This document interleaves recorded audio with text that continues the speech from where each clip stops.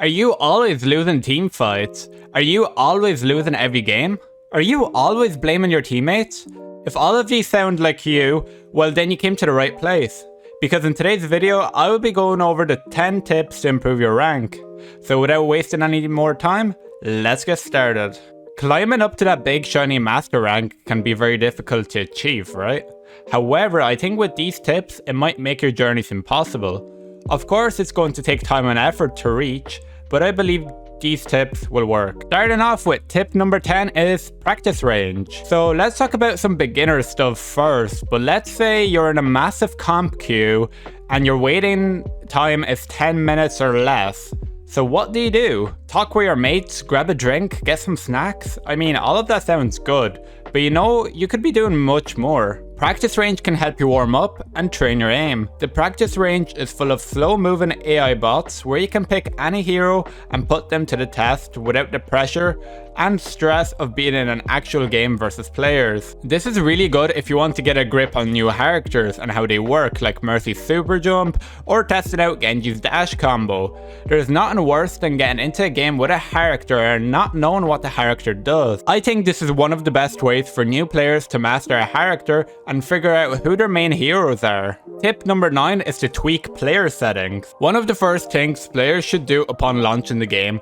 is to mess around with their settings to personalize the settings to their own liking. As a competitive player, you would want as much FPS as possible for a smoother gameplay experience. The smoother the game runs and the higher FPS is, the better your aim will be. Crosshairs are also really important because the crosshairs you get, which are the default ones, legit suck ass. Like D.Va's default is just a massive circle, like come on Blizzard. So be sure to mess around with your crosshairs on some characters. A bigger crosshair works for, like, let's say Reaper. He needs a bigger one because of his spread, but like Widowmaker doesn't need as big of a crosshair. You can also change the color of your crosshairs to help you better see in different maps or backgrounds.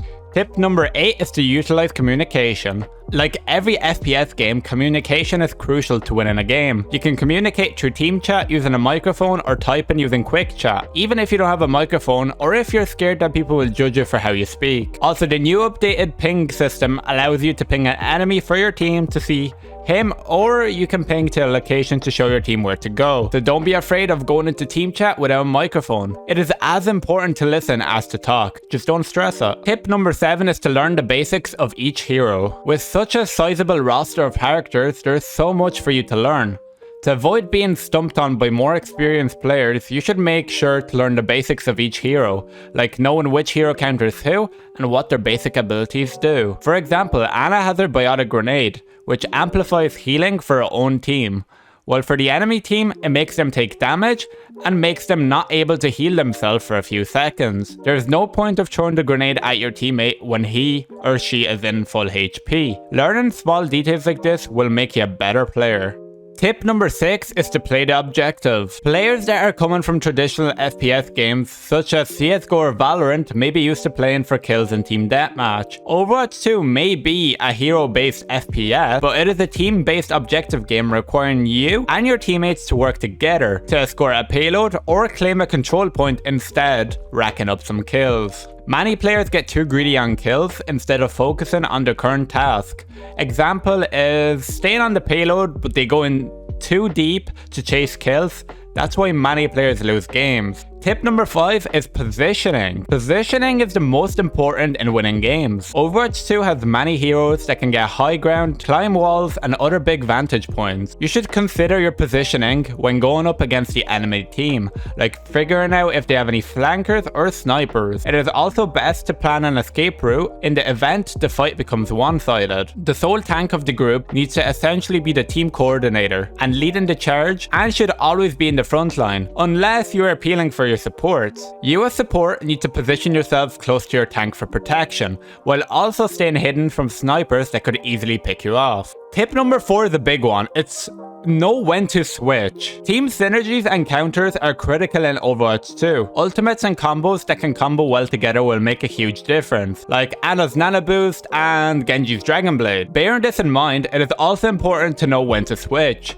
You as a player may be getting countered by the enemy, like a flanking tracer, and then you switch to Cassidy to prevent this. For example, sometimes as a tank, you need to switch too. Let's say they have a really good Widowmaker that picks your whole team off. With that, you should switch to D.Va or Winston to counter the Widowmaker and help your team have less pressure. Tip number 3 is role diversity. The 3 roles in Overwatch 2 are tank, damage, and support. There are several reasons for you to master several characters across all 3 roles, especially when queuing up for open roles. For example, you may be pressured in picking a hero you are not familiar with to counter their hero. A real skilled Overwatch 2 player will need to be flexible in what heroes they can play, and also be able to help their team with whatever is needed. Tip number 2 is figure out priority targets. In a 5v5 battle, you would need to prioritize who your key targets are. For support, you should ensure your tank is healed first, especially if you have a Reinhardt screaming for heals, because if not, your team will fall apart if you lose your frontline tank. Damage dealers, yes, you,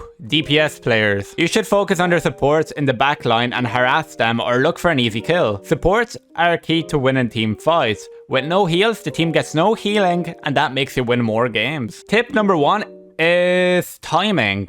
You know, timing is key, right? Your ultimate charges up quicker while you're dealing damage to enemies or healing if playing as a support hero. So this doesn't mean that you should blow your ultimate straight away. Timing is crucial to winning team fights because ultimates can be combined together for a much bigger impact. It may be tempting to launch D.Va's self-destruct straight away after getting your ultimate charged fully. It's best sometimes to wait it out or pair it with other ultimates, for example like Sombra's EMP or May's Blizzard, to secure more kills. So your best bet is to communicate with your team to find the right time to combine your ultimates together and have a way bigger impact when you solo ultimate. That's it for today's video. Hope you enjoyed. If you did, be sure to leave a thumbs up and subscribe for more Overwatch 2 content on the channel.